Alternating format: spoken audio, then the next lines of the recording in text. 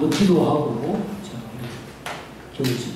여름 집회를 시작하겠습니다. 하나님, 이 좋은 곳에서 아주 시원하고 또 넓고 쾌적한 이런 좋은 장소에서 또 사랑하는 분들과 함께 주님의 말씀을 나누면서 우리 생명을 강화시키고 또 우리의 기쁨과 우리 안에 평화와 자유와 안식을 도모하는 이런 복된 시간을 가지게 해주셔서 감사합니다.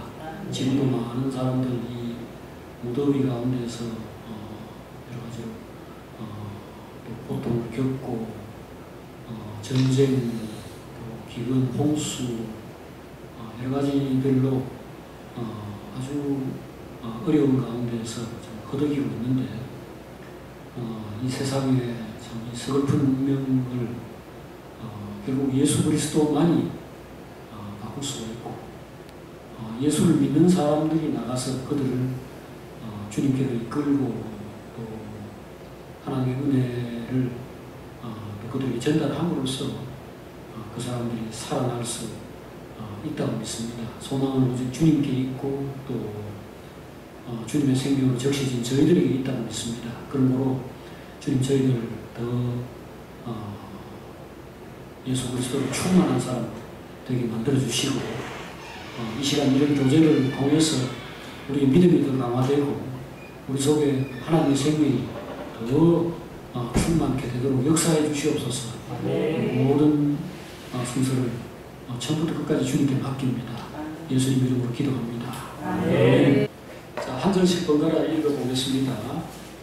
빌립보서 3장 10절입니다. 내가 그리스도와 그 부활의 권능과 그 고난에 참여함을 알고자 하여 그의 죽으심을 본받아 어떻게 해서든지 죽은 자 가운데서 부활하여 이르노니 내가 이미 얻었다 함도 아니요 온전히 이루었다 함도 아니라 오직 내가 그리스도 예수께 잡힌 바 된 그것을 잡으려고 달려가노라. 형제들아 내가 잡은 줄로 여기지 아니하고 오직 한 이의 주색 뒤에 있는 것을 잊어버리고 앞에 있는 것을 잡으려고 다 같이 표대를 향하여 그리스도 예수 안에서 하나님이 위에서 부르신 구름의 상을 위하여 달려가라. 아멘. 네, 자, 우리 이번 여름 집회 이제 함께 생각하고자 하는 그 주제는 예수 그리스도의 사도, 가장 유명한 바울 사도입니다. 신약 성경에 등장하고 또 성경을 기록했던 인물들 가운데 가장 중요한 세 사람을 꼽으라 그러면 누구나 베드로와 요한 그리고 바울을 꼽을 겁니다. 이 세 사람이 성경에서 차지하는 위치는 매우 큽니다. 이분들은 주님으로부터 특별한 은혜와 은사를 받아서 그리스도를 전파하고 교회를 세우고 또 하나님 말씀으로 그 교회들을 다니면서 그 형제들을 가르치고 권면하고 또는 책망도 하고 위로도 하고 이렇게 해서 교회를 든든하게 세우고 섬겼던 그런 분들이죠. 그런데 이제 이 세 사람은 받은 은혜와 은사에서 약간의 차이가 있습니다. 그래서 그것 때문에 사역도 조금씩 달랐어요.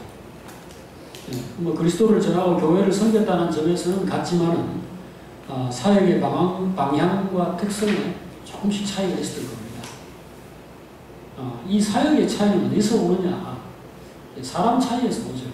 결국은 그들의 인격과 성품이 다 훌륭한 분들이지만 개성이 사람마다 조금씩 다르죠.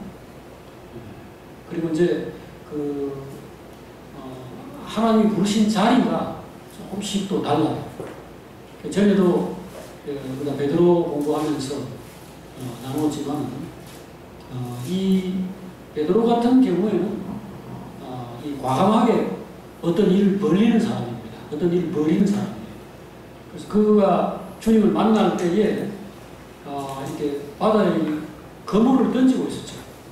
그럴 때 주님이 부르시면서 나를 따라오너라.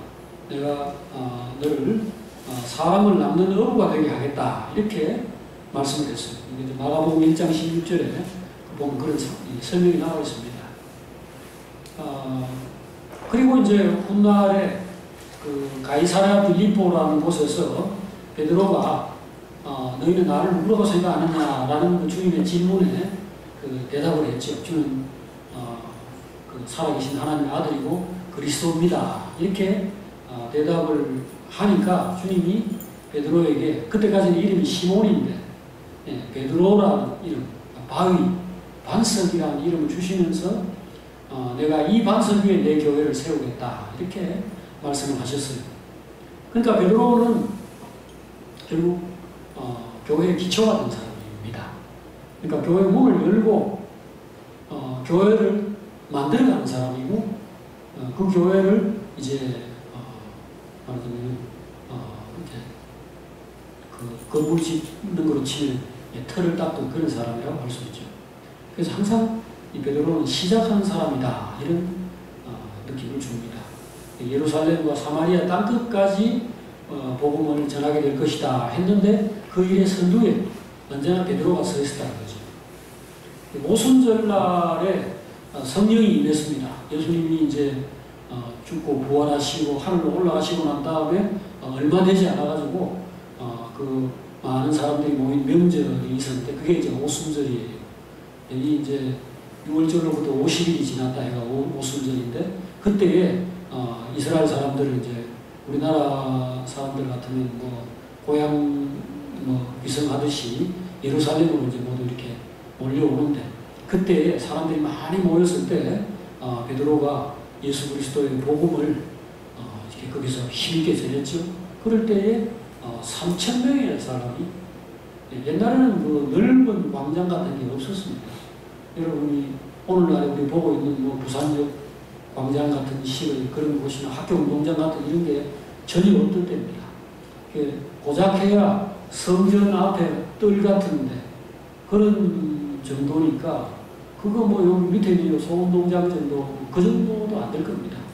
근데 거기 막 제사 드리려고 온 사람들 뭐 어쨌든 하여튼 사람들이 버글버글한데 뭐 시장통 같은 그런 분위기죠. 그런데 3,000명이 한순간에 예수 믿고 세례를 받았다는 것은 얼마나 폭발적인 이 전도를 했는가 하는 것을 충분히 짐작해 주죠. 그렇게 해서 예루살렘 교회가 탄생이 되었습니다. 그 다음에 이제 이분은 이방인도 맨 먼저 전도를 했어요. 이방인을 전도할 때 바로 고넬료라고 하는 로마 군대의 백부장, 그러니까 요즘 같은 중대장, 이 사람을 찾아가가지고 이렇게 세례를 주고 그리스도인으로 만드는 이런 일을 하고 이 외에도 주변에 여러 군데를 다니면서 이제 사람들에게 복음을 전해가지고 이방인 교회도 사실은 베드로가 처음 만들었습니다. 그렇게 해서 주님이 참 그에게 이야기한 대로 천국 열쇠를 받았다 이렇게 말할 만한 사람이었습니다. 베드로가 이렇게 새로운 길을 늘 개척하는 사람이 된 것은 성품도 한 몫을 했어요. 그래서 아주 담대하고 적극적이고 겁이 없고 뭐든지 하면 된다 이렇게 생각하고 저돌적으로 일단 하고 보는 그런 타입이었다고 할 수 있습니다. 또 하나의 이분이 이제 천국 개척자 같은 역할을 하게 된 배경이 있는데 그것은 바로 이분이 주님이 잡힐 때에 주님을 배신한 그런 아픈 경험을 가지고 있어서 그렇습니다. 그때 이제 결국 주님이 그걸 미리 사실은 다 얘기한 것인데 나중에 부활한 다음에 베드로를 찾아와가지고 내 양을 먹이라. 네가 다른 사람들보다 더 나를 사랑하느냐 이렇게 물으시면서 그럼 베드로는 뭐 쥐구멍으로 사실 들어가고 싶었겠죠. 그렇지만 주님은 그걸 다 미리 알고 계셨던 것처럼 담담하게 아무런 책망도 하지 않고 내가 네 마음을 알고 있다. 그러나 앞으로 네가 고생을 많이 할 것이다. 그러면서 자기의 그 일을 베드로에게 사실 위임한 겁니다. 내 양을 먹이라. 내가 진실로 네게 이르노니 젊어서는 네가 스스로 띠띠고 원하는 곳으로 다닐거니와 늙어서는 너의 팔을 벌리리니 남이 너에게 띠띠우고 네가 원하지 않는 곳으로 데려갈 것이다. 이러면서 이제 베드로에게 미래, 다시 말하면은 이 주님이 세상에 와서 천국 복음을 전하고 하나님의 나라를 이제 건설해 나가던 그 일을 네가 앞으로 이어갈 것이다. 그렇게 이제 얘기를 하시는 겁니다. 여기 이제 요한복음 21장 17절에서 19절 사이에 이렇게 나와 있으니까 여러분들이 읽어보시기 바랍니다. 하나님이 택하시고 부르신 사람들이 바로 주님이 이야기하는 그 주님의 양입니다. 하나님이 택하고 부른 이 사람들은 이제 정말 그 주님이 목숨까지 바쳐가지고 너는 내 것이다. 너는 나의 신부다. 사랑하고 부르시고 또 앞으로 이제 챙겨가실 그런 귀중한 사람들이죠. 이거를 이제 베드로가 앞으로 관리하고, 그러니까 목자가 양을 관리하는 것처럼, 이 말하는 주님의 신부, 또는 뭐 주님이 만약에 뭐 엄마 아빠 같으면은 아기를 맡겨놓은 것과 같다고도 비유할 수 있습니다. 이거 얼마나 소중하겠어요. 근데 이거를 누구한테 맡겼느냐? 바로 베드로한테 맡겼다는 겁니다. 그만큼 깊이 신뢰하고 그 베드로를 참 어쩌면은 극히 영광스럽고 어쩌면은 극히 고통스럽고, 뭐 아까 그 주님이 늙어서는 네 팔을 벌리게 될 것인데 남이 너에게 띠를 띄우고 네가 원하지 않는 곳으로 데려갈 것이다. 이 말을 해석한 말이 있고 요한복음 21장 18절에 나오죠. 거기 보면은 이 말씀을 하시는 베드로가 어떠한 죽음으로 하나님께 영광을 돌릴 것인지를 가리킨 것이다. 이렇게 말했죠. 그리고 이 말씀을 하시고 베드로에게 이르시되 나를 따르라. 십자가를 이어서 결국 짊어지고 이제 가는 인생을 말한 셈입니다. 그래서 베드로는 참 주님의 뒤를 이어서 천국의 개척자로 세상에서 활동을 했다. 이렇게 요약할 수 있겠습니다. 그리고 요한이 있습니다. 요한은 교회를 개척하는 사역을 수행했던 이 베드로와 달리 교회를 보수하는 역할, 보수하는 사역을 했습니다. 보수하는 것은 이제 수리하는 거죠. 건물, 우리 아파트 같은 거 짓고 나면은 뒤에 와서 이제 하자 보수, AS 해주고 하는 이런 거죠. 짓는 거는 요한이 하지 않았습니다. 그렇게 교회를 처음에 만드는 것, 그리고 뭐 말하자면 틀을 닦는 이런 일은 사람 모험을 쉽게 말합니다. 그래서 베드로가 그 다음에 우리가 오늘 이제부터 집중적으로 생각해보고자 하는 바울이 그 뒤를 이어받아가지고 교회를 마치 건물로 치자면 건물을 짓는 그런 일들을 이제 한 겁니다. 그리고 요한은 나중에 그 건물이 허물어지려고 한다든지 뭔가 뭐 문제가 생기거나 할 때에 수리하는 사람, 보수하는 사람으로 활동을 했다. 이렇게 말할 수 있습니다. 사도들 중에서 가장 오래 살았던 사람이 요한이고, 그러니까 마지막까지 그 주님의 제자들 중에서 제일 마지막까지 남아서 교회를 봉사한 사람이 요한입니다. 그것은 일단 요한이 사도들 중에서 제일 어렸기 때문에 주님의 품에 안겼다 이렇게 성경의 표현도 되어 있는데, 품에 안겼다 하면은 뭐 간단하기처럼 이렇게 이렇게 가슴에 품에 안은 그런 정도는 아닐 거고요. 그래도 이제 주님이 이렇게 어깨동무도 하고 주로 이제 이렇게 친하게 팔짱도 끼고 이렇게 하면서 늘 가까이 데리고 다녔던 사람이다. 아마 이런 느낌인 것 같아요. 근데 이제 그것이 말하자면 주님도 뭐 젊은 사람인데 30대 초반인데 요한이 아마 10대 후반이나 잘해야 한 20대 초반 그 정도였지 않겠나 그렇게 생각합니다. 그런데 어쨌든 이분은 늦게까지 남아서 교회를 위해서 봉사를 했습니다. 근데 이제 그 인품과 체험이 그런 일을 하는데 적합했기 때문에 그 일을 한 거죠. 그러면 요한의 인품은 어떠냐? 그걸 읽어보면 바로 알 수 있죠.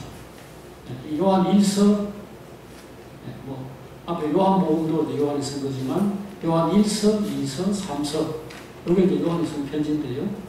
그 특별히 요한 1서를 읽어보면 이분이 얼마나 따뜻하고, 얼마나 사랑이 많고, 사랑과 눈물로 그 교회 그 모든 형제들을 진심으로 참 사랑하고 위하는가 하는 것을 아주 절절히 느낄 수가 있습니다. 그러나 본래 요한의 성품은 전혀 부드럽거나 온화한 사람이 아니었습니다. 마가복음 3장 17절에 보면 어찌 소리를 질러대는지 주님께서 이 사람을 천둥의 아들, 우레의 아들이다 이렇게 이름을 붙였습니다. Son of Thunder, 천둥 치는 것처럼 막 이렇게 화를 내고 소리 지르고 막 그 보면은 사마리아 사람들이 예수님이 이제 지나가는데 이제 밉다고 싫다고 왜냐하면 유대인들이 사마리아 사람들을 멸시했거든요. 그러니까 사마리아 사람들이 왜 이리 지나가고 하고 예수님과 이제 제자들을 보고 막 시비를 걸고 그렇게 불만스러운 표정을 지었을 때 요한이 예수님에게 하늘에서 불이 내려가 저분들 다 태워 죽이라고 할까요? 그렇게 이야기하는 사람입니다. 그러나 오랫동안 주님의 특별한 사랑과 용납을 받으면서 이 요한이 그 누구보다도 하나님의 사랑에 대해서 하나님의 생명에 대해서 깊은 체험을 가진 가운데에서 결국 그것이 이제 세월이 지나는 동안에 정말 한 180도 다른 사람을 만들어냈던 것으로 이제 생각이 됩니다. 요한이 쓴 성경 가운데 이제 가장 결정타는 바로 성경의 마지막 책, 요한계시록이죠. 이것은 어쨌든 각 부문에서 모두 다 제일 마지막에 써진 겁니다. 요한복음은 사복음서, 마태, 마가, 누가, 그 다음에 요한복음. 순서만 마지막에 놓은 게 아니고 이 시기가 앞에 이 성경들을 썼던 시기보다도 30년 정도 더 뒤에 쓴 것입니다. 요한이 보낸 편지 역시 교회들이 막 타락하고 사랑이 식어지고 벌써 교회가 막 말하자면 베드로가 시작하고 바울이 이제 만들어 놓은 이 교회들이 막 허물어지려고 할 때에 쓴 편지들입니다. 그리고 요한계시록은 뭐 두말할 필요도 없이 교회가 이제 시험에 들어가지고 그 7 교회에 보낸 편지 여러분들 요한복음 계시록 2장과 3장을 읽어보시면 잘 알 수 있듯이 거기 보면 뭐 버가모교회, 두아디라교회, 그 다음에 사대교회, 그 다음에 라오디게아 교회 이런 교회들은 많이 타락했어요. 많이 타락해가지고 거의 뭐 껍데기만 남았다고 할 수 있는 그 정도. 그 첫 교회가 에베소 교회인데 에베소 교회는 열정이 있고 사랑도 있고 여러 가지로 뭔가를 열심히 했는데 뒤에 가가지고 처음 사랑을 잃어버렸다는 책망을 받았어요. 벌써 교회가 뭐 그렇게 오래 안 됐는데 예수님이 세상을 떠나가신 것이 뭐 한 30 몇 년 그 정도였지 않겠습니까?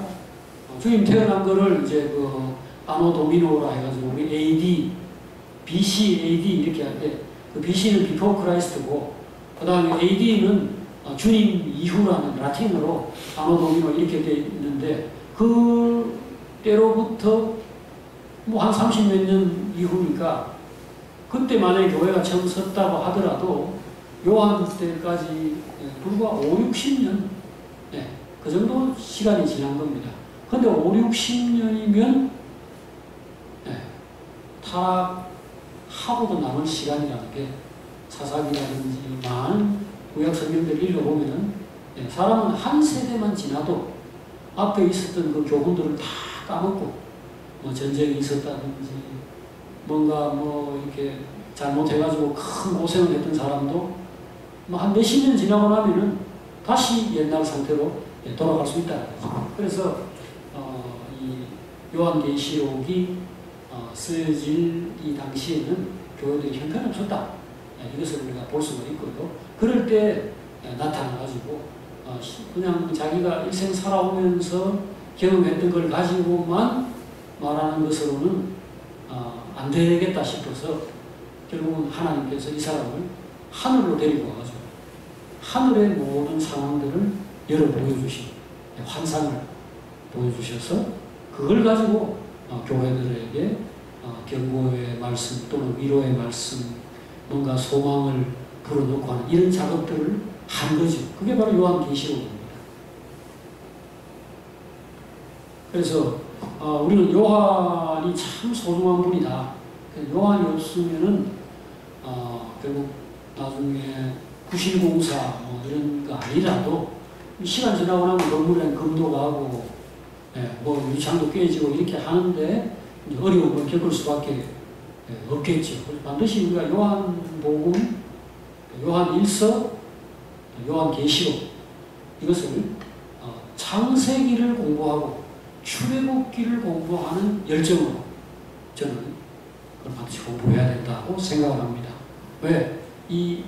무슨 일인지 시작과 끝이 가장 중요하거든요. 알파와 오메가라는 말이 있습니다. 나는 알파와 오메가라.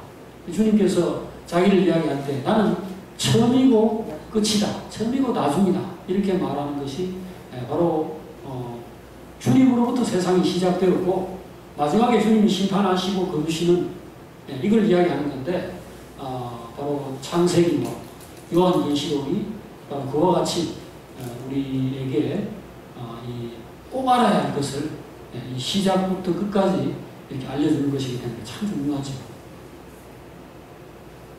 자, 그러면 바울은 어떤 사람이냐? 이 각 사람들이 조금씩 다른 사역을 한 것은 아까 말씀드릴 때 말았는데 이 사람들이 부름받았을 때의 상황이나 그 사람들의 개인적인 성품 또는 그들이 살아온 과정 그 다음에 심지어 그들의 직업과도 관련이 있습니다. 자, 이 베드로, 그러니까 시몬과 그 형제 안드레 이 사람들은 그물을 던지고 있을 때 주님이 불렀습니다. 그러면서 내가 너희를 사람을 낳는 업으로 만들겠다 그랬습니다. 그 다음에 요한은 언제 만났는가? 그물을 깁고 있을 때 만났어요. 참 그것도 그 우연이라고 말할 수가 없죠. 그물을 기울 때 어부는 누구나 그물도 던지고 그물도 깁지요. 깁는 사람 따로 있고 던지는 사람 따로 있는 거 아닙니다. 하지만 요한은 기울 때 만났는데 나중에 깁는 사람이 되었다. 근데 이 바울은 뭐냐? 바울은 장막 짓는 사람이었다. 요즘 말로 하면 건축가입니다. 건축자, 집 짓는 사람. 이 사람은 거기에 적합한 사람이에요. 왜 적합하냐? 집이라는 게 제일 중요한 게 구조와 기능입니다.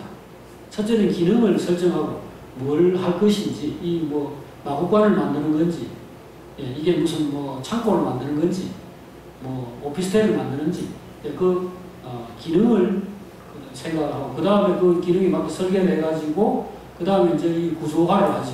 이제 건물을 치밀하게 잘 이렇게 짜맞춰가지고 건물을 직접 세워야 되죠.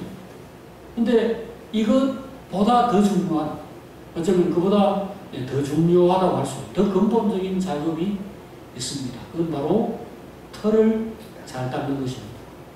반석 위에 집이다. 이런 개념을 우리가 성경에서 많이 이제 우리가 들어서 익숙한데, 밑에, 요즘 같으면은 모래 땅 위에도 얼마든지 건물을 잘 지을 수 있습니다. 어떻게 잘 지을 수 있느냐? HBM 같은 이 굵은 이 쇠 막대기 같은 거를 갖다가 촘촘히 박아가지고 어떤 바위보다 더 튼튼하게 만들고 그 위에 건물을 세우니까 지금 영지 여기 신도시 뭐 에코델타 뭐 어쩌고 하고 전부 다 그 밑에 모래예요. 그 모래톱입니다. 그 옛날에 낙동강의 하구 그 사하, 그 사상, 사중, 사하라는 그 마을들이 있었어요. 그 중에 지금 사상이 있고 사중은 없어졌고 사하구가 있죠. 그것도 사자가 모래 사자입니다. 근데 그 위에 뭐 지금 뭐 몇십 층짜리 건물 지을 수 있는 것은 기초를 든든하게 해서 그렇습니다.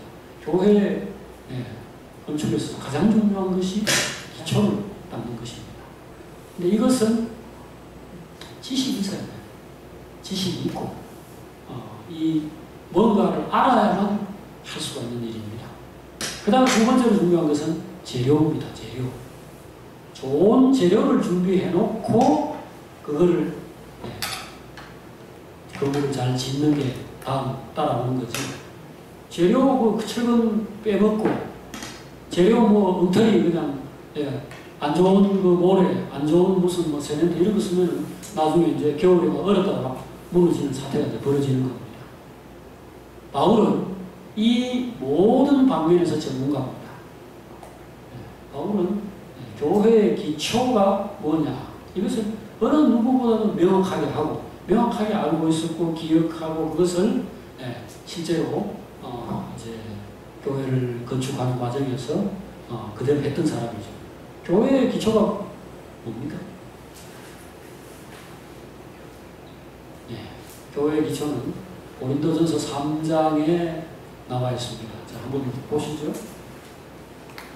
이것은 재료이기도 하고 기초이기도 한데요. 자, 신약성경 고린도전서 3장입니다. 자, 여기에 10절에 보시면요.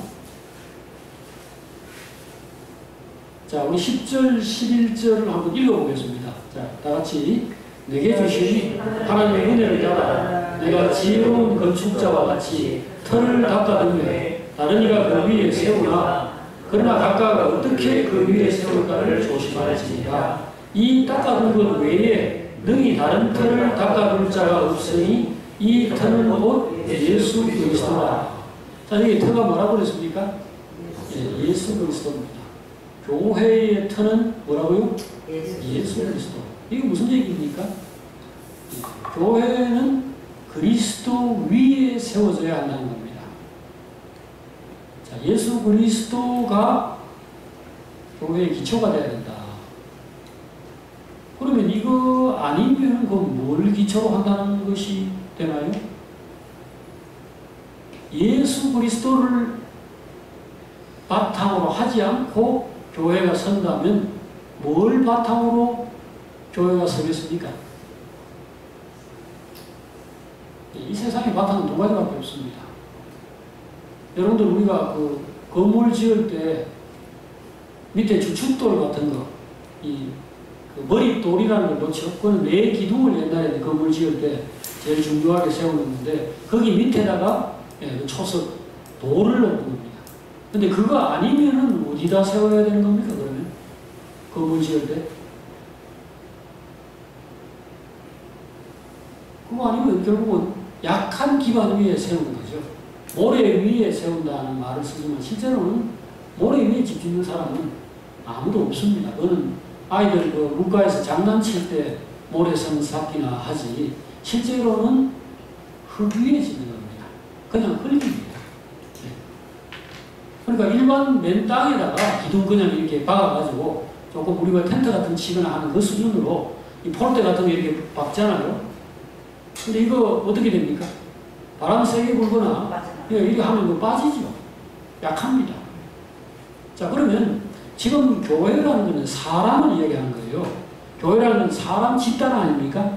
어떤 공동체가 있다. 자, 우리 세부산교회라는 게 있다면은 여기 모인 사람들을 교회라고 하는 겁니다. 근데 이 사람들이 어떤 사람이냐? 이게 그 교회 수준, 교회의 모습 아닙니까? 근데 여기 모인 사람들이 모두 예수를 별로 안 닮았다. 그래서 뭐 못됐거나 아주 이기적이거나 아주 뭐 정욕적이고 교회 안에서 막 맨날 그냥 성추행이다 뭐 아니면 돈 때문에 일이다 여하튼 이런 더러운 뭐 하여튼 그 영광스럽지 못한 모습 하나님적이지 않은 이런 것들이 나온다. 그럼 이게 터가 잘못된 겁니다. 그럼 그 무슨 터 위에 그게 세워졌다는 얘기입니까? 여기 옳은 터가 뭐라 그러죠? 예수 그리스도입니다. 근데 교회가 예수 그리스도 위에 세워진다면은 든든한 집이 된다는 얘기 아닙니까? 그러면 예수 그리스도를 믿고 알고 체험하고 예수의 영이 사람 속에서 만날 그 사람을 가르치고 자극하고 책망하고 격려하고 이끌어가는 이게 뭐냐면은 예수라는 터 위에 어떤 인격 여기 이제 결국 집이라는 게 건물이 아니고 이게 사람을 말하는 거니까 인생을 말하잖아요. 그러니까 그 예수 위에 집이 지어지면은 예수 같은 사람이 되죠. 매 순간 예수의 가르침 받고 예수로부터 위로받고 예수로부터 뭐 은혜를 받고 힘을 얻고 예수하고 기도하고 교제하고 예수 때문에 잠 못 자고 예수 때문에 막 고난당하고 그러면 결국은 예수를 그대로 담고 예수가 확대된 어떤 인생이 열리는 겁니다. 근데 지금 사람이 형편없다. 아까 말한 것처럼 교회 와서 만날 싸우고 뭐 사람들 뭐 누가 봐도 세상 사람하고 똑같네. 좋은 거 하나도 없네. 그러면 무슨 터 위에 세운다는 거예요?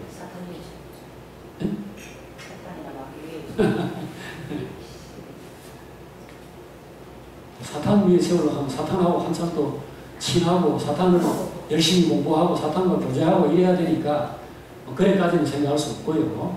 결국은 사람입니다. 사람 위에 교회 세우면 그렇습니다. 목사가 자, 이 교회는 오늘 여기 바울이 참 중요하다고 한 게 지도자 아닙니까? 건축자 아닙니까? 교회 짓는 사람 누굽니까? 목사입니다. 한국 교회에서. 우리가 일반적으로 볼 때 그 학교에 선생님이 나중에 뭐 예를 들어서 주일학교 뭐 선생님이 됐든 학교 선생님이 됐든 1학년부터 만약에 뭐 6학년까지 그 사람이 혼자 담임을 해가지고 아이를 키워냈다. 그럼 그 아이의 상당 부분 그 아이가 어떠한 애가 됐는가 하는 것에 상당 부분의 책임은 선생과 분명히 관련이 있겠죠. 선생님이 난 몰라. 나 내하고는 아무 관계없다. 이렇게 할 수 없죠. 자, 그럼 목사가 결국은 뭐냐? 목사가 사람이면 그 교회는 사람스러운 교회 되는 겁니다. 목사가 막 욕심이 있어가지고 막 여러분들 막 열심히 일하시고 헌금도 많이 하시고 나와서 열심히 일하시고 해가지고 빨리 교회 키웁시다. 그래가지고 뭔가를 이루어내고 그런 것들을 가지고 또 뿌듯하게 생각하고 또 세상에 대해서 힘으로 삼고 결국은 뭐 욕망과 또 혈기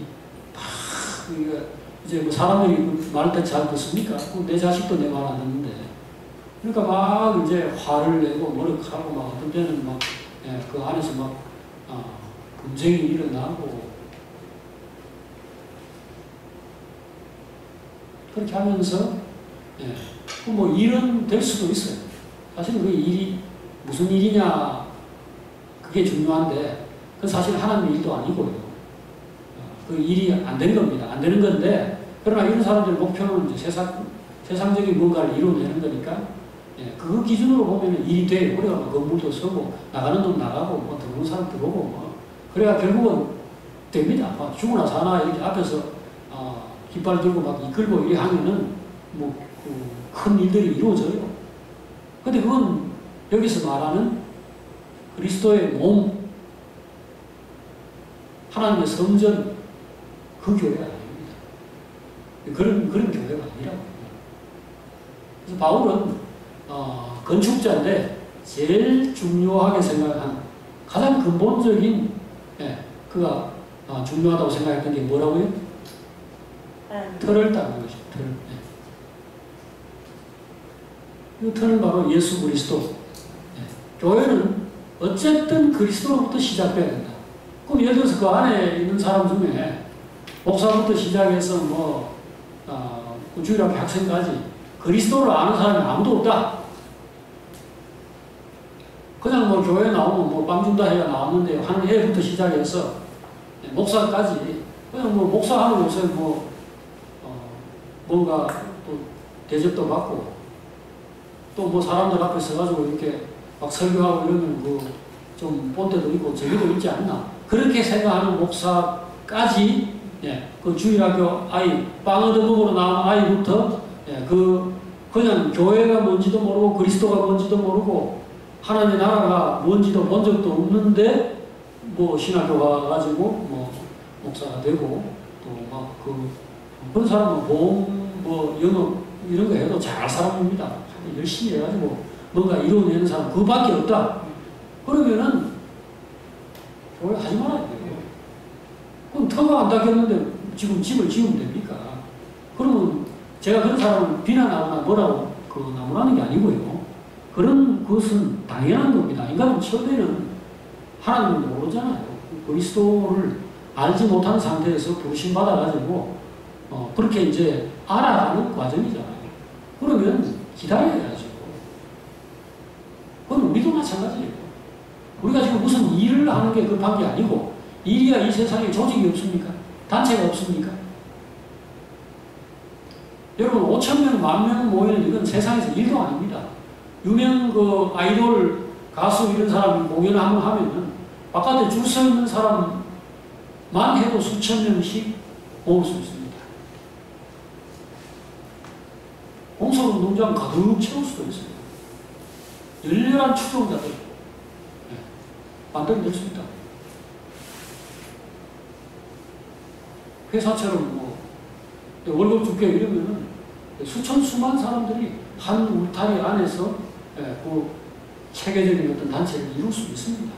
그러나 교회라는 것은 그런 데가 아니라 교회라는 것은 하나님으로 말미암아 그 하나님의 사랑, 하나님의 구원 이것이 엮어가지고 뭔가를 이렇게 하나로 만들어 놓은 단체죠. 그게 될 때까지 기다려야 돼요. 바울은 어떻게 예수를 믿게 되었는가? 길 가다가 사실 믿게 됐어요. 전혀 자기가 생각하거나 의도하지 않은 상태에서 그냥 하나님 일방적으로 불렀죠. 이 사람 원래 바리새인이고 율법 선생, 랍비, 율법 선생이에요. 그리고 기독교인들을 지독히 싫어했어요. 이거 이단이다. 그래서 우리가 전통적으로 조상 때부터 믿어 그 하나님 믿는 그런 종자들이 아니다. 그래가지고 기독교인들 박해하고 잡아가지고 이제 제사장에게 넘기고 하는 이런 일을 하는 사람입니다. 그리고 그 예수님을 만난 그때도 그 일 하러 가다가 만났어요.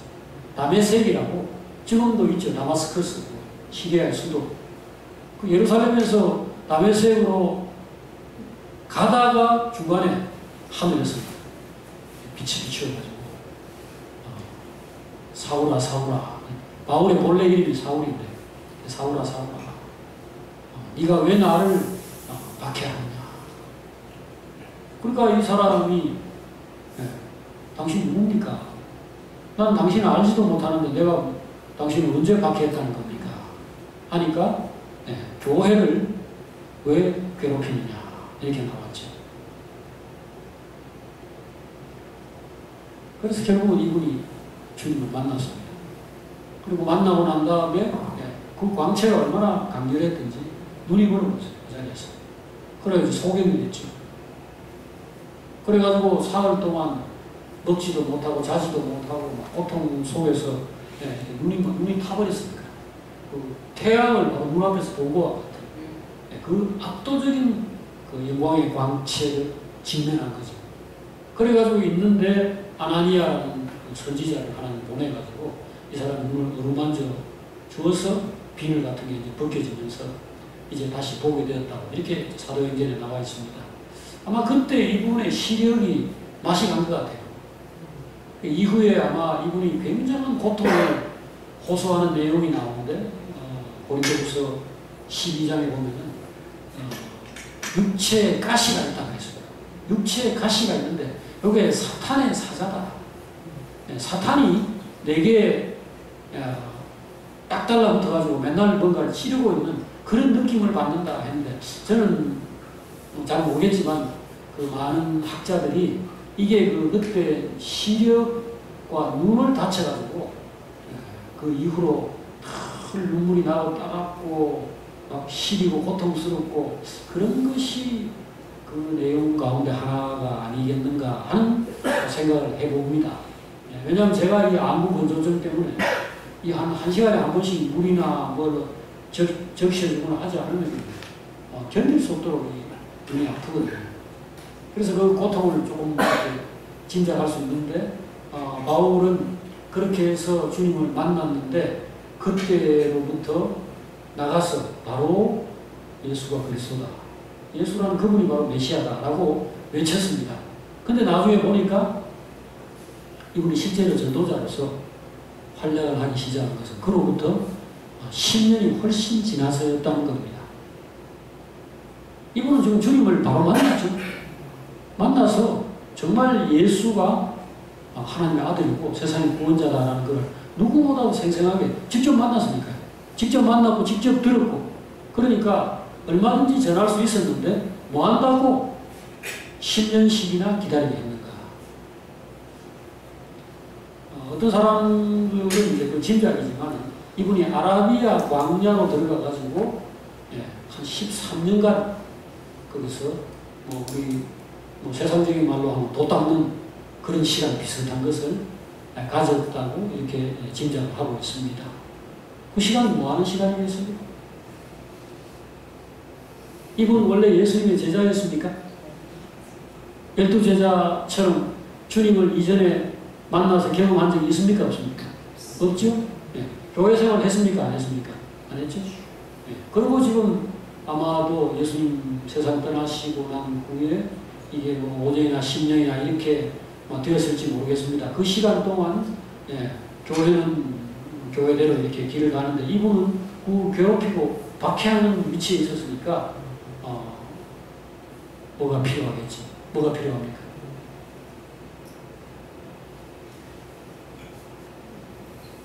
바울이 교회를 세우려면 뭐부터 해야 되겠습니까? 그렇죠. 터가 바로 예수 그리스도입니다. 주님을 알아야 되죠. 만나기는 만나죠. 만난다고 합니까? 우리 선 봤는데 오늘 얼굴 보았고 다음에 길 가면은 알아볼 정도로 얼굴이 확실히 익혔다. 그거 가지고 됩니까? 이건 결국은 예수 그리스도를 어느 정도 알아야 되는가? 예수 그리스도의 마음을 가지고 있어야 합니다. 예수 그리스도의 정신, 예수 그리스도의 생각과 심지어 더 좋게로는 감정까지. 주님이 웃는 자리에서 나도 웃고, 주님이 우는 자리에서 나도 울고, 주님이 기뻐하는 자리에서 나도 기뻐하고, 주님이 슬퍼하는 자리에서 내가 같이 슬퍼할 수 있어야 돼요.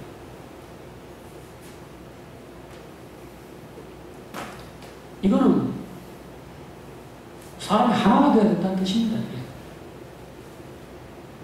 여러분, 우리 교회에서는 긴 말이 필요가 없습니다.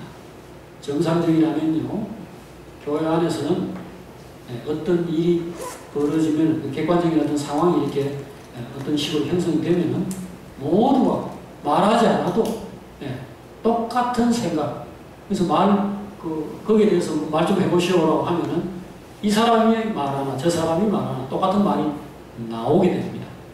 나와야 될 뿐 아니라 정상이라면은 그렇게 나옵니다.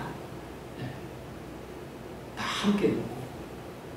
여러분들 여기 빌립보서 2장을 한번 보십시오. 아까 우리가 3장을 읽었는데요.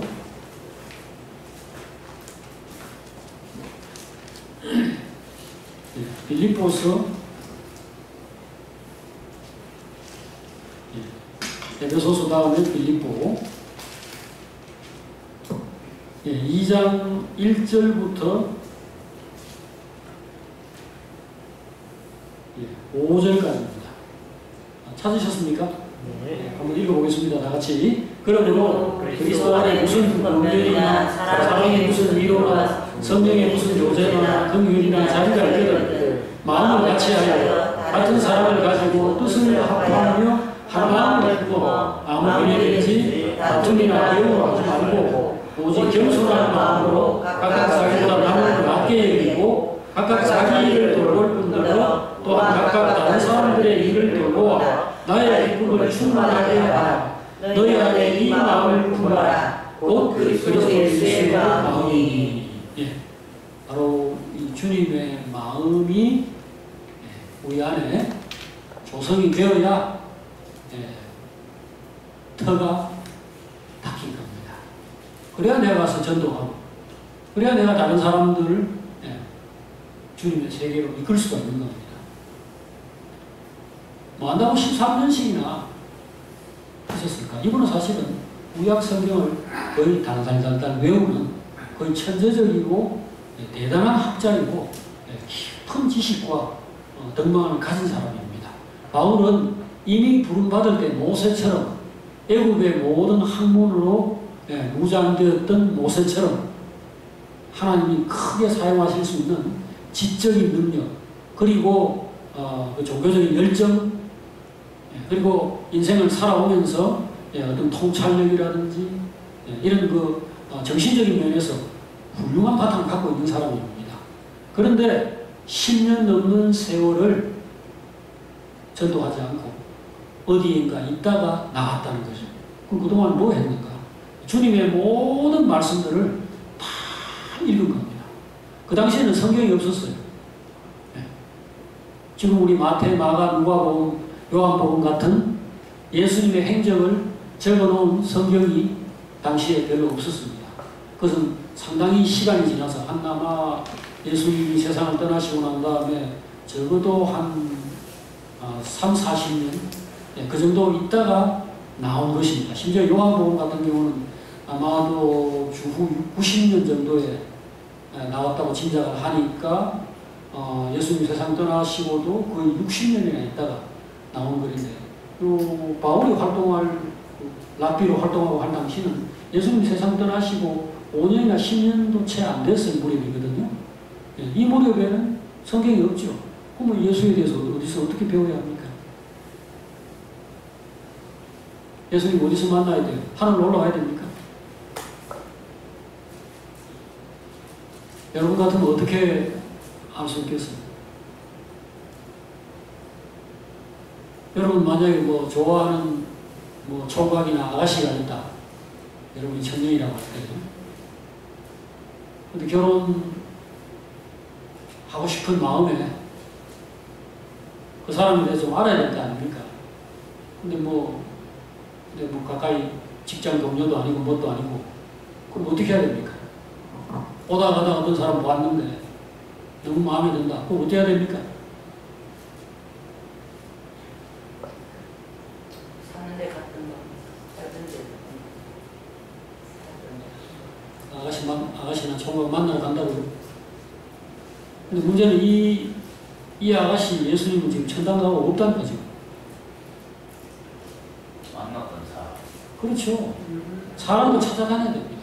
예수님의 제자들 찾아다니고 따라다니고 묻고 그 은혜 받고 죽었다가 살아난 사람들 다 찾아가서 결국은 뭡니까? 누구 만나는 거예요? 그리스도인들. 그리스도의 정신을 가지고 있고 그리스도의 체험을 가졌고 은혜를 받았던 사람들을 10년씩이나 따라다니면서 배운 겁니다. 오늘 우리가 만약에 무슨 일을 하고 싶다, 남편을 구원한다, 자식을 구원한다, 뭐 그런 것부터 시작해서 세상에서 하나님의 나라를 세우고 의의 나라, 사랑으로 모든 걸 하나 만들어서 참 하나님이 원하시는 세계를 내가 건설하고 싶다. 그게 집 짓는 거고 그게 교회 건축이에요. 그 하고 싶다면 먼저 내가 뭐가 돼야 되는 거예요. 그 터는 그 사랑과 평화와 기쁨이 넘치는 그 공동체, 그 천국 같은 세계의 터가 예수 그리스도라니까요. 내가 그런 사람이 아니면 그걸 못 만듭니다. 그 어떤 뭐 농담으로, 농담이 아니죠. 실제로 누가 그랬는데, 그때 일제시대인가? 아주 그 유명한 부흥사, 설교 잘하고 열정적이고 대단한 분이 있는데, 어느 날 설교를 하시는데, 그 부흥회에 가가지고 막 이렇게, 설교를 하면서 이렇게 열정적으로 하는데, 웬 아줌마가 보따리 하나 들고 강당 위로 뛰어 올라오더라는 겁니다. 그 사람이 누구예요? 그 사람이 목사님 사모님이에요. 그리고 그분이 뛰어 올라와서 하는 말이, 여기가 천당이네, 여기서 삽시다. 집에 오면은 하나도 좋지 않은 사람인데, 여기서는 너무너무 훌륭한 사람이니까, 여기서 삽시다 하면서 보따리 들고, 입을 보따리 들고 강대상으로 올라오더라고요. 그래 가지고는 천국을 못 만들죠. 네.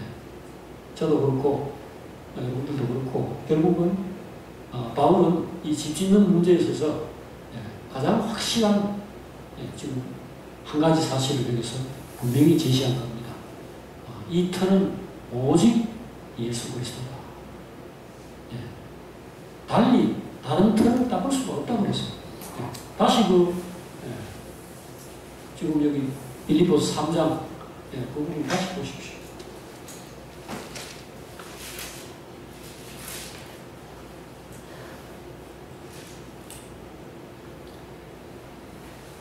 이 고린도전서 3장이죠. 아까 우리가 고린도전서 3장을 읽었죠.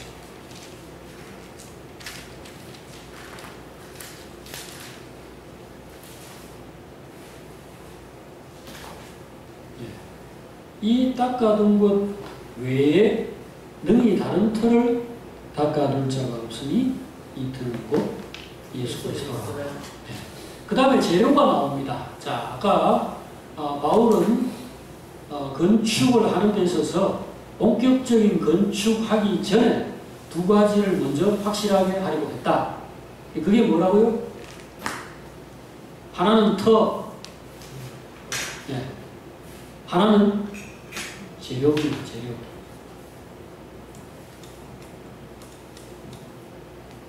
이 파운데이션입니까? 이 밑에 그 바탕, 그라운드, 이게 반드시 반성이 반드시 좋아야 된다.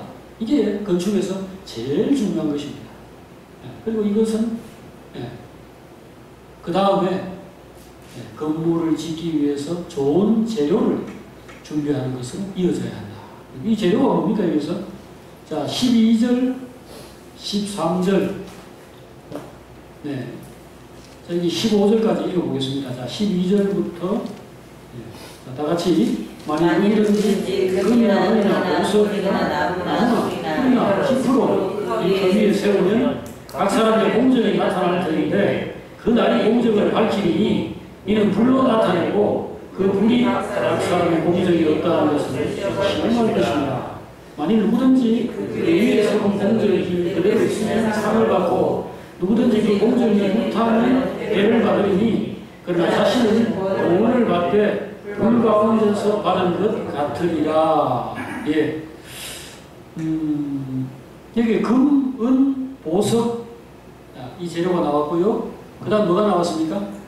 나무나 풀이나 짚이 나왔습니다. 자, 이 두 파트가 있죠. 이 두 부류가 있죠.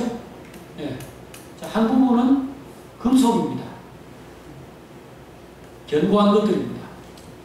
그 다음에 한 부분은 보기는 좋고 다듬기도 좋지만 특징이 뭡니까? 나무와 풀과 짚. 이 특징이 뭐죠, 이거? 이거 견고하지 못하다는 것입니다. 여러분, 짚으로 뭐 만들어 봤습니까? 옛날에, 여기 그 인형, 아니, 그 새끼 꼬는 거야, 뭐, 집 짓는 건 아니지만, 여러분들, 저 옛날에 그 무당들이 굿하고 누구 저주 같은 거 할 때, 짚으로 이렇게 인형을 만들어요. 그걸 보신 적 없죠? 그래가지고 이렇게 바늘로 막 찌르거나, 두들겨 패거나, 이렇게 해가지고, 그 상징적으로, 그 혼을 거기다 걸어가지고, 그 저주를 하는 표시로 쓸 때 10% 인형도 만듭니다. 그 다음에 수수깡 가지고 공작 같은 거 해보신 기억 있죠? 참 예쁘게 이렇게 원하는 대로 금방 뭘 잘 만들 수 있죠. 그보다 뭐 좀 더 힘들지만은 여러분들이 만약에 칼질을 잘한다면은 조각 칼 같은 거 가지고 부드러운 나무 이런 거를 깎아서 원하는 모양도 만들 수 있습니다. 쇠는 그리 할 수 있습니까? 이놈의 쇠라는 거는 용광로에 넣어가지고 정말 뭐 이렇게 막 녹여가지고 금형이나 주물 이런 것들 가지고 뭔가 어렵게 이렇게 뭔가를 만들어야 되기 때문에 함부로 뭘 만들지 못해요. 그러나 오늘 반드시 집은 금이나 은이나 보석으로 지어야 한다라는 점을 이야기하고 있습니다. 재료를 말하는 겁니다. 이 재료가 뭐냐? 이 성경에서 금이나 보석이라는 것은 하나님의 성분을 얘기하는 겁니다. 하나님이 내 속에서 뭔가를 이루어내시는 것. 하나님이 나를 두들겨 패든지 구워 삶든지 뭐 감동을 시키든지 하여튼 하나님이 내 안에서 무언가를 작업을 해가지고 내 속에서 만들어진 것들, 이것이 바로 금입니다. 이것은 변하지 않아요. 이것은 빛이 있습니다. 빛을 잃지 않아요. 불로 태워도 그대로 있습니다. 천국을 묘사하는데도 여러 가지 보석이 다 나와서 여러분들이 나중에 시간 되시면 요한계시록 21장을 보시면 거기에 12가지 보석이 나옵니다. 이 성벽은 진주로 되어 있고 그 문들은 뭐 이런저런 사파이어 온갖 종류의 이런 그 보석들로 되어 있는데 한 가지 보석이 없어요. 천국에는 한 가지 보석이 없습니다. 금으로부터 시작해서 수정, 황보석, 녹보석 다 있는데 한 보석이 없어요. 보석 중에 보석이 뭐죠? 다이아몬드죠. 좋은 건 다 아셔가지고. 근데 이게 다이아몬드가 나오지 않습니다. 왜? 다이아몬드는 주성분이 탄소이기 때문에 불에 태우면 바로 타산소를 버립니다. 이 돌 같죠? 아닙니다. 숯입니다. 숯 같은 것을 고도로 밀도 있게, 밀도를 고도로 높여가지고 압착을 한 그런 광물이기 때문에 이것은 불에 태우면 없어져 버립니다. 그러니까 돈도 없으시겠지만 다이아몬드 집에 사다 두지 마세요. 불 나면 절대 안 납니다. 그것 때문인지 아닌지는 모르겠습니다. 그러나 계시록에 그 당시에도 금강석이라는 성경에 나와요. 다이아몬드가 나옵니다. 성경에. 금강석이 없다고. 그러니까 하나님이 중시하는 게 뭔가 이거 어떤 표현을 할 때도 다 그 사람들 속에서 이미 그들이 가지고 있는 특성들을 가지고 하나님 설명을 하는 건데 여기 불에 타는 것은 없다는 겁니다. 여러분 조급하게 만들어내지 마세요. 전에 우리 스카이 캐슬이라고 하는 그 학생들 입시 어떤 그걸 주제로 한 드라마 한참 인기 그였잖아요. 근데 거기 어떤 아이가 서울대 의대를 가주는 아이가 나오죠. 그 애는 왜 서울대 의대를 갔을까요? 그 분들 기억나세요? 말해봐요.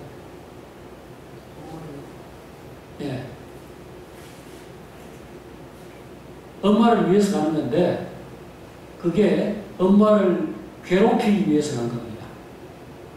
어떻게 괴롭히냐? 자기를 파괴해서 자기가 미친 사람이 되고 자기가 공부밖에는 모르고 그래서 분노로 이 원수를 엄마에 갖기 위해서 무조건 자식이 잘 되고 그래가지고 부모가 이제 뭐 이득을 얻든지 영광을 얻든지 자랑을 하든지 할 수 있도록 이렇게 하려는 그 부모에게 보복한 심정으로 자기가 그렇게 하고 그러고 난 다음에 뭐 자살을 하든지 아니면은 미친놈이 내가 집에 불러 사질러 버린다. 실제 그런 사람이 있었어요. 옛날에 여러분들 그 박한상이라는 혹시 이름 그 기억나는 분들이 있습니까?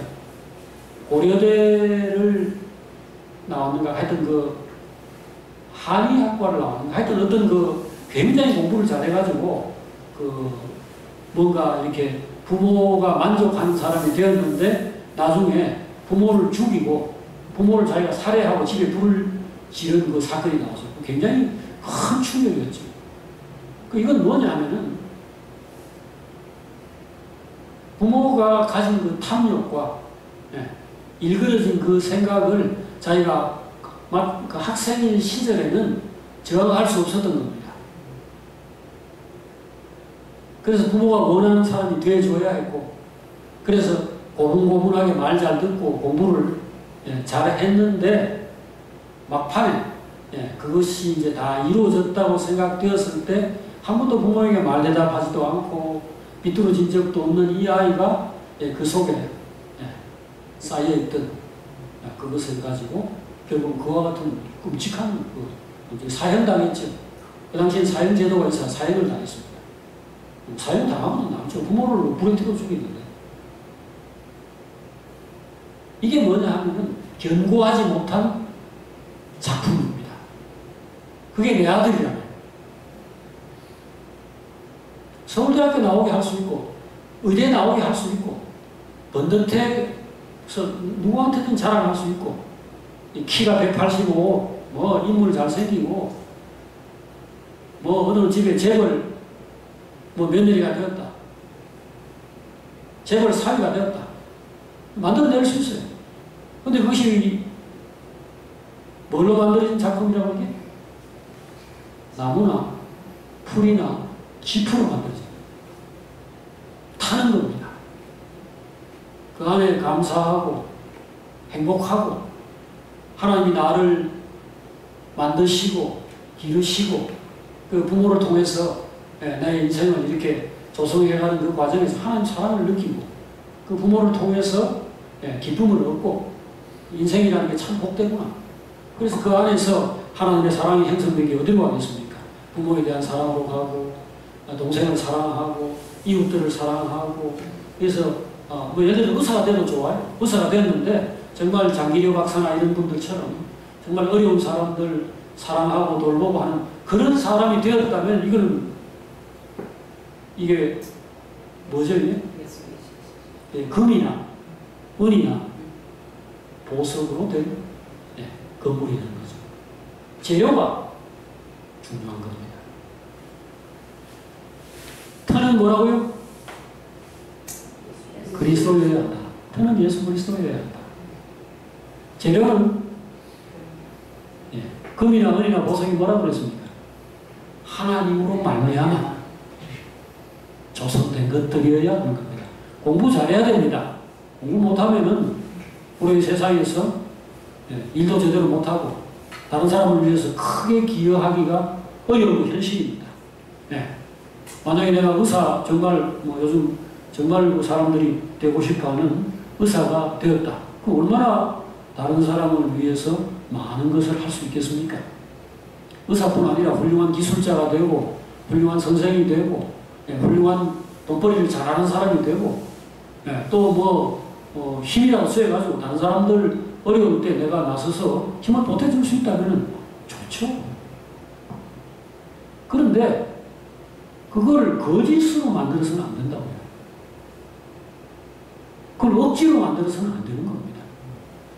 여러분들이 무슨 계란 쌓기처럼 이런 식으로 인생을 쌓아놓는다면 언젠가는 이게 무너지는 게 정해져 있는 거 아닙니까? 계란은 어디까지 올라오겠어요? 그러니까 느리더라도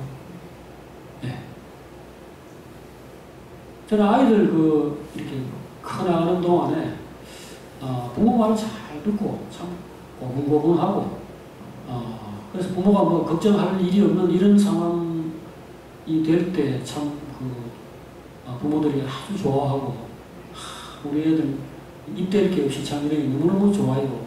우리 애들은 잘 크고 있어요 라고 말하는 걸 볼 때 참 속으로 좀 안타까워요. 왜 그러냐면 인간은 그런 존재가 아닙니다, 여러분. 인간은 죄인이고요. 그걸 도덕적인 관점에서 이렇게 보지 않더라도 인간은 그냥 동물입니다. 하나님이 사람 안에 그의 영을 집어넣어가지고 말하자면 그 성령이 되었든 뭐 그냥 영이 되었든 이 영이 육체를 통제해야 우리가 아랫도리 관리도 하고 주먹 이 파리채 관리도 하고 할 수 있는 겁니다. 만약에 이 통제력이 사라지면요, 뭐 이게 아무리 머리가 좋고 아무리 뭐 그 대단한 사람이라 하더라도 나중에 가보면 말도 안 되는 그런 어떤 범죄 이런 것들로 마지막에 결국 미끄러져 내려오게 돼 있어요. 그럼 어떻게 해야 됩니까? 그런 걸 어느 때인가는 한 번은 자각하고 나는 나의 욕심과 정욕과 이 혈기 그리고 이 지금 어떤 불안 이런 것 때문에 참 괴로운데 이걸 어떻게 극복을 해야 되는가? 싸워야 돼요. 그래서 고통 시절을 어릴 때 보내는 게 낫습니다. 이게 무슨 말인지 아시겠습니까? 이게 시집가고 장가가고 놓고 그 다음에 나중에 심지어 할아버지 할머니가 되었다. 그동안에 안 나왔다. 어느 순간에 정체성 가지고 혼란을 겪고 내 인생은 뭔가 나는 뭐 평생에 이렇게 무슨 옛날에 그 할머니들 아주머니들이 뭐 평생 진짜 종처럼 일하고 늙고 병들고 이런 가운데서 나는 무언가 막판에 보따리 싸러 나가는 겁니다. 마지막에 자살해요. 그러니까 그거 어차피 거칠 거 하나님 앞에서 한 번 부딪혀가지고 공부 뭐 학창 시절에 그런 일이 벌어지면 어떻게 됩니까? 공부 나버리고 다 끝나는 거예요. 뭐 학교 다니고 다 때려치우고 집 나가버리고 그거 너무 두렵게 생각할 필요가 없다는 겁니다. 지금 이게 반드시 견고한 인생이 이어야 빠르든 늦든 간에 최종적으로 살아남는 겁니다. 나무나 잎이나 풀이면 안 됩니다, 여러분.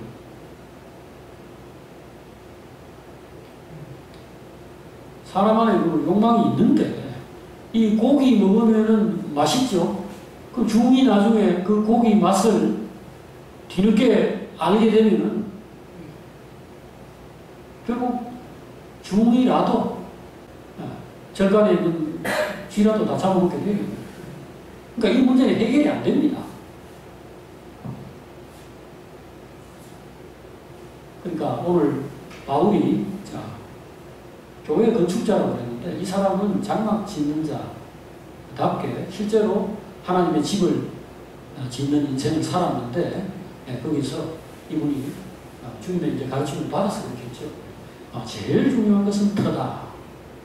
반드시 아무리 늦더라도 내 안에 그리스도의 정신과 그리스도의 삶이 분명해지고 난 다음에라야 내가 가정을 이루면은 그게 훌륭한 그리스도의 가정이 되고 교회를 세운다면은 훌륭한 것이 교회가 될 것이고 하나님 나라를 세운다면 또 그런 제대로 된 하나님 나라가 될 것이다. 이걸 이분이 항상 강조하는 겁니다. 그게 지금 여기 바울 서신의 주 내용들로 나와 있는 겁니다. 이렇게 터, 그 다음에 재료.